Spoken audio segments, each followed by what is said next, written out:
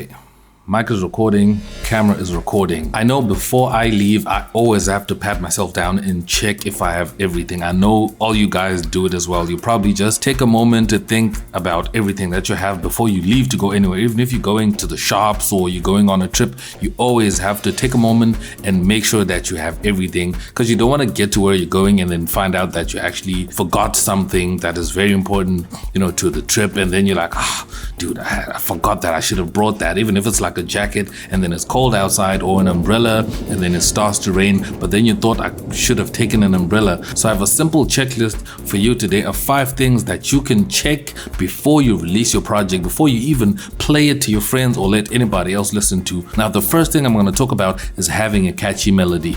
Most songs really go big and go viral because they cannot get out of people's heads. I promise you, there's always that song that you listen to the first time and you don't know how to get it out your head. You say that you're whistling the melody, or you vibing to the drum, you remember something of that song. It has to be catchy. Nowadays, people's attention spans are very short, so you need something that's going to be catchy the first time they hear it, so they don't forget it, so they keep listening to the song or keep looking for it and coming back to it. So make sure you have a catchy melody. It doesn't matter what instrument it is, as long as it's catchy, as long as it's there and people remember it.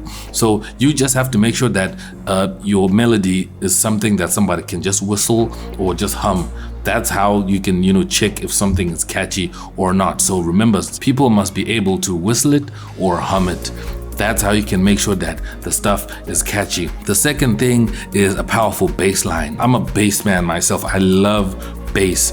If you have a powerful bass in your track, I promise you it will be a guaranteed hit. You need to make sure that your bass is powerful. You need to take your time and really carve your bass and make sure it stands out, so that if you're playing it out loud or if you go play it at an event or in a club, people can vibe with that bass. This is why the 808s was so popular, because that bass was so unique. It came out of nowhere and it was powerful. That's why people love 808s up until now. It's going to be difficult to replace 808s. Right now in the house scene, we have log drum. Log drum is really powerful. It's like the 808 version of the house scene. So having a powerful bass line will really help you. I promise you, most tracks, you remember them because of bass line. As soon as you hear it from afar in a distance and you hear that bass line, you know what song is playing over there. So a bass line is something that's really important to have in your track before you go anywhere. So my next point is going to be exciting drums.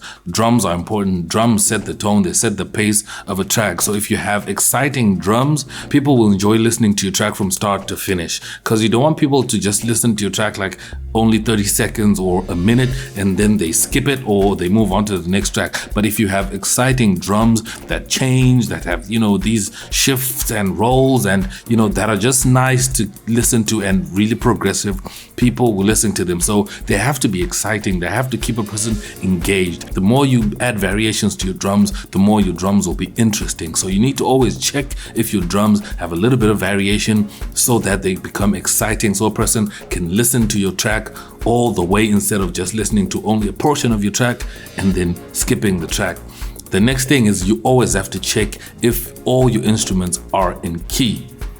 This is a big one. I've listened to the remixes that a lot of you sent through for the Ayaya track, and a lot of the tracks were not in key. That is something you would want to check first before you even do anything. Just check if everything is in key. Listen to how the instruments play alongside one another. So sometimes you can solo your bass with just your strings, or just your strings with just maybe a pluck or a melody, and make sure everything is in key. It's really, really important. If you do not do this check and then you figure out later on that this instrument wasn't in key or one note was out of key, and then it's too late. People already have an impression of that track. It's something you can just do simply before you finalize your project. The last thing on this list, the 5th thing, is make sure your song is dynamic.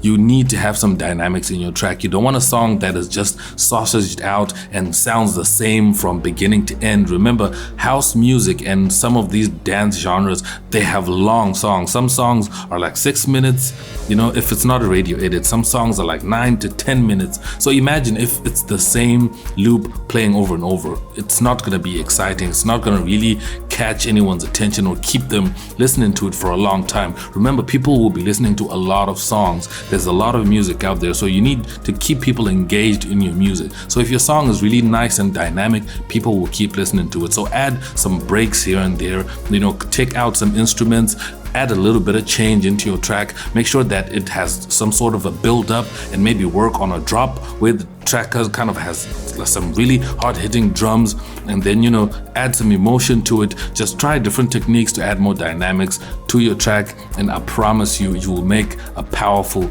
banger.